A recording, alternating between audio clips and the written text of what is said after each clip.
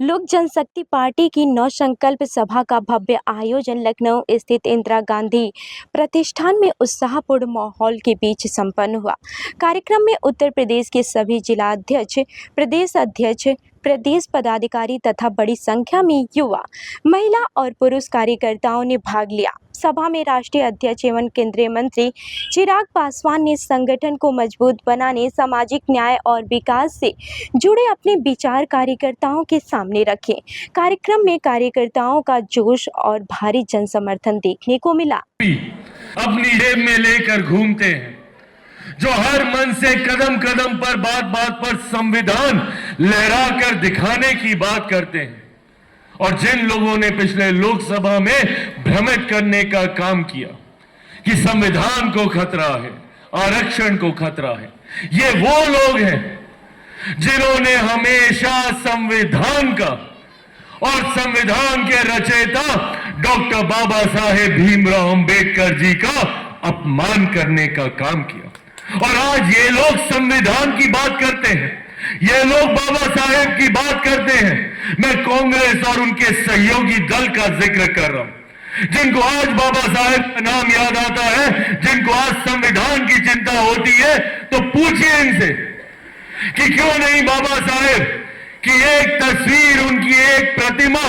भारत की संसद में आजादी के लगभग 3.5 दशक के बाद भी इन लोगों ने लगाना जरूरी नहीं समझा।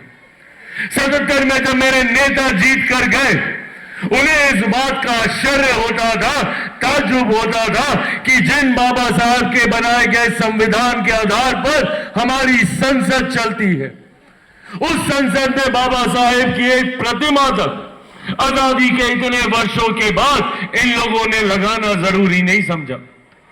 बल्कि एक ही दल नहीं, एक ही परिवार के 3-3 नेताओं की तस्वीरें वहां के सेंट्रल हॉल में लगा अपनी जेब में लेकर घूमते हैं, जो हर मन से कदम कदम पर बात बात पर संविधान लहरा कर दिखाने की बात करते हैं, और जिन लोगों ने पिछले लोकसभा में भ्रमित करने का काम किया कि संविधान को खतरा है, आरक्षण को खतरा है, ये वो लोग हैं जिन्होंने हमेशा संविधान का और संविधान के रचयिता डॉक्टर बाबा साहेब भीमराव अंबेडकर जी का अपमान करने का काम किया। और आज ये लोग संविधान की बात करते हैं, ये लोग बाबा साहेब की बात करते हैं। मैं कांग्रेस और उनके सहयोगी दल का जिक्र कर रहा हूं, जिनको आज बाबा साहेब का नाम याद आता है, जिनको आज संविधान की चिंता होती है, तो पूछिए इनसे कि क्यों नहीं बाबा साहेब की एक तस्वीर, उनकी एक प्रतिमा भारत की संसद में आजादी के लगभग 3.5 दशक के बाद भी इन लोगों ने लगाना जरूरी नहीं समझा। 77 में जब मेरे नेता जीत कर गए, उन्हें इस बात का आश्चर्य होता था, ताज्जुब होता था कि जिन बाबा साहब के बनाए गए संविधान के आधार पर हमारी संसद चलती है, उस संसद में बाबा साहेब की एक प्रतिमा तक आजादी के इतने वर्षों के बाद इन लोगों ने लगाना जरूरी नहीं समझा। बल्कि एक ही दल नहीं, एक ही परिवार के 3-3 नेताओं की तस्वीरें वहां के सेंट्रल हॉल में